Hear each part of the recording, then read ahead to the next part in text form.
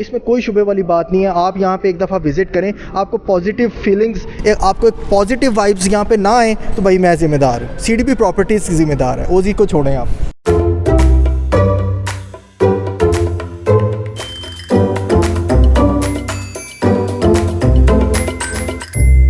अस्सलाम वालेकुम जी, this is Syed Ali Kumail from CDP properties. उम्मीद करता हूँ आप सब खैरियत से होंगे। व्यूअर्स, आप मेरी बैकग्राउंड में बहरिया स्काई की एक ज़बरदस्त मेगा स्ट्रक्चर को देख के आइडिया तो ले चुके होंगे, और मेरे साथ एक जानी मानी हस्ती मोहसिन साहब मौजूद हैं जो प्रोजेक्ट को प्रॉपर्ली देख रहे हैं। और आज इनके साथ हमारी मुलाकात है ही बहरिया स्काई के हवाले से। जो बेसिक क्वेश्चंस, आपके क्वेश्चंस जो मोहसिन भाई की ज़ुबानी सुनेंगे एज ए टेक्निकल पर्सन, ये आपको ज़्यादा बेहतर ब्रीफ कर सकेंगे और आपके लिए फ़ैसला लेना मज़ीद आसान हो जाएगा। अस्सलाम वालेकुम मोहसिन भाई। कैसे हैं आपको? अल्हम्दुलिल्लाह बिल्कुल ठीक, माशाल्लाह जी। दिल खुश हो जाता है आपकी कंस्ट्रक्शन को देख के और आपकी ओजी डेवलपर्स की इस कंस्ट्रक्शन पेस को देख के।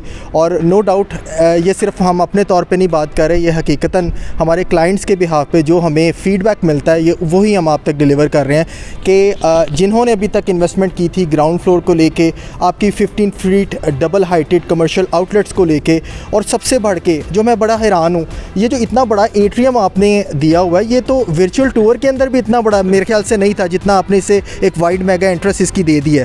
तो ये क्या मतलब कोई चेंजेस कर रहे हैं या क्या सिलसिला इसमें? कुमैल, बिल्कुल भी कोई चेंज नहीं है। और ये एंट्रेंस है हमारी ट्रिपल हाइटेड। एट्रियम तो अंदर है, जो आपने कहा ना ये एट्रियम है, ये ग्रैंड एट्रियम है। ये एट्रियम नहीं है, ये हमारी ग्रैंड ट्रिपल हाइटेड एंट्रेंस है। अच्छा। और ये जैसी हमारे VR में थी, जो आपके क्लाइंट्स ने देखी 3D VR में, और जैसी हमारे मॉडल में बनी हुई है, जैसी हमारी ड्राइंग्स में, ये 100% वही चीज़ है। अभी सिर्फ इसमें वो आर्च वाला डिज़ाइन जो है ना, वो हमारा एक फिनिशिंग आइटम है, वो हम बाद में बनाएंगे।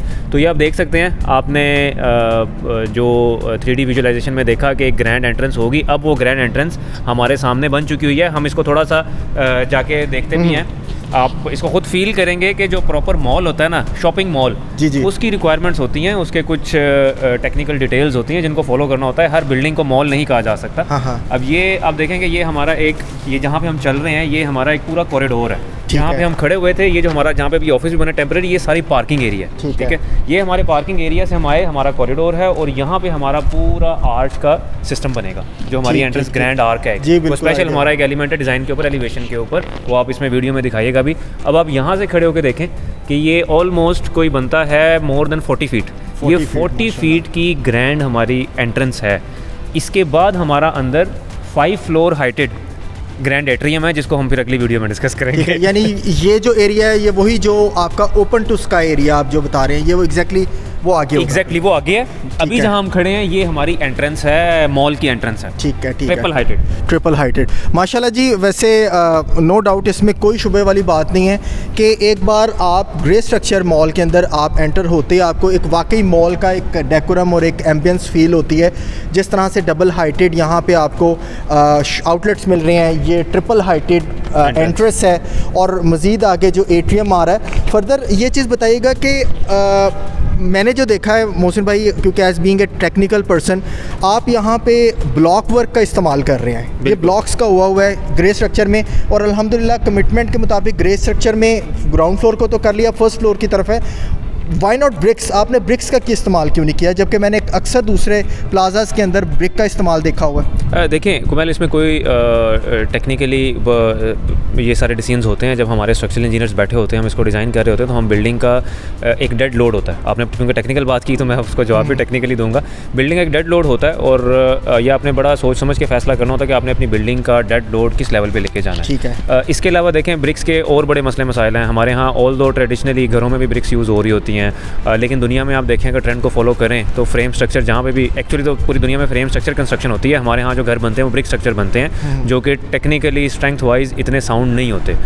ऑल दो 50 साल 100 साल वो भी खड़े रहते हैं, लेकिन ये बिल्डिंग्स क्योंकि हाई राइज होती हैं, तो यहाँ पे हमने ज़्यादा डिटेल्स में जाना होता है, स्ट्रक्चरल डिटेल्स में। तो उसमें हमारी भी यही एक तो हमारी डिमांड थी कि हमने अपना पूरा जो स्ट्रक्चर है ये ब्लॉक वर्क पे बनाना है, और इसकी वजह से हमारी बिल्डिंग का डेड लोड भी कम हो रहा था। और दूसरा, एक्चुअली ये जो ब्लॉक्स हैं हमें महंगे पड़ते हैं ब्रिक से। ब्रिक तो बहुत सस्ती होती है। ये जो ब्लॉक्स हैं ये महंगे पड़ते हैं, लेकिन क्योंकि हमने बिल्डिंग का डेड लोड कम करना होता है। इसके अलावा इसका एक और फ़ायदा है कि फ्यूचर में अपार्टमेंट्स वाली साइड पे जाएं जब हम जाएंगे तो इन ब्लॉक्स के अंदर जो बाहर से, क्योंकि हाइट के ऊपर जाके आपको धूप ज़्यादा पड़ रही होती है, गर्मी हवा ज़्यादा पड़ रही होती है, हमने एयर का प्रेशर भी देखना होता है। और ये वो ब्लॉक्स होते हैं जो कि जब बारिश होती है तो ब्रिक्स पानी ज़्यादा जज़्ब करती हैं, ये ब्लॉक्स कम जज़्ब करते हैं, तो इसमें सीपेज का भी जो चांस है वो कम होता है। इसके अलावा जो ज़्यादा हमारा मेन रीज़न है ब्लॉक्स को यूज़ करने का, वो अपना बिल्डिंग का डेड लोड कम रखना, क्योंकि ये लाइट वेट होते हैं। ठीक है।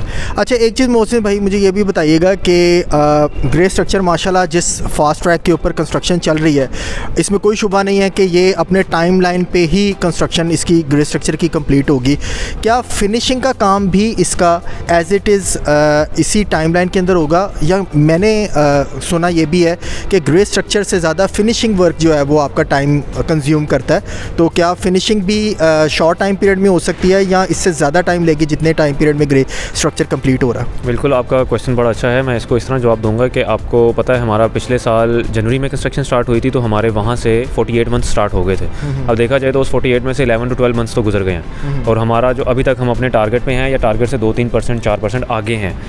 फ्रेम के साथ साथ हमारा ब्लॉक वर्क आप देख रहे हैं, basement 100% complete, ground floor 100% complete, first floor almost complete, अब हम सेकंड फ्लोर के ऊपर मूव कर रहे हैं। इसके साथ साथ आपने बिल्कुल ठीक कहा, फिनिशिंग का जो काम है वो टाइम ज़्यादा लेता है, और हमारी बिल्डिंग में फिनिशिंग नॉर्मल घरों की या छोटी बिल्डिंग्स की फिनिशिंग की तरह नहीं है। यहाँ प्रॉपर MEP का, फायर सेफ्टी, लाइफ सेफ्टी के इक्विपमेंट्स इंस्टॉल होने हैं, उसका पूरा प्रोसेस होना है। हमने उस चीज़ को अपने शेड्यूल में इस तरह रखा हुआ है कि आज से महीने या 2 महीने बाद हमारा पैरेलल ये MEP का काम शुरू हो जाएगा उन फ्लोर से जहाँ पे हमारा ग्रे स्ट्रक्चर ब्लॉक वर्क हो गया। तो हम ये सारे काम पैरेलल हो रहे होंगे तो हमारी बिल्डिंग 4 साल में कंप्लीट होगी। ऐसा नहीं है कि हम वेट करेंगे कि हमारा फ्रेम कंप्लीट हो रहा है, फिर हम वेट करेंगे हमारा ब्लॉक वर्क कंप्लीट हो रहा है, फिर हम अपना MEP स्टार्ट करेंगे। नहीं, ये सारे काम पैरेलल चलेंगे। ऑलरेडी 2 काम पैरेलल चल रहे हैं, फ्रेम स्ट्रक्चर और ब्लॉक वर्क।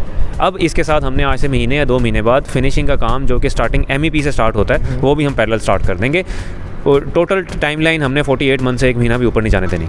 लो जनाब, आपने सुन लिया। मैं आपको फिर वही बात कर रहा था कि मोहसिन भाई के जो कमिटमेंट्स थे ना पहले दिन की, ख़ुसूसन बेसमेंट को लेके, जी 150 दिन में बेसमेंट करेंगे, वो भी कंप्लीट की इन्होंने। क्रेन की कमिटमेंट की, वो वाकई कंप्लीट। क्रेन भी जो थी, टावर क्रेन, वो भी टाइमली इन्होंने इंस्टॉल की। इन्होंने ऑनलाइन कैमरा की कमिटमेंट कर ली, वो भी टाइमली इंस्टॉलमेंट इनकी हो गई। अब सबसे बड़ी चीज़ कि देखें, मैं आपको एक छोटी सी एग्जांपल दूंगा कि यहाँ पे अगर ट्रिपल हाइटेड इन्होंने एंट्रेंस दे दिया ना, जबकि MEP के मुताबिक या इनकी टेक्निकल डिटेल्स के मुताबिक शायद नहीं थी, लेकिन आज इन्होंने ये ट्रिपल हाइटेड दी है, तो सिर्फ़ और सिर्फ ये एक ऐसा इस मास्टरपीस डेवलप कर रहे हैं जो वाकई ही में आपको बेनिफिट देगा, और ऐसी सस्टेनेबल बिल्डिंग जो आपको वाकई एक बेहतरीन रेंटल प्रोवाइड कर रही होगी।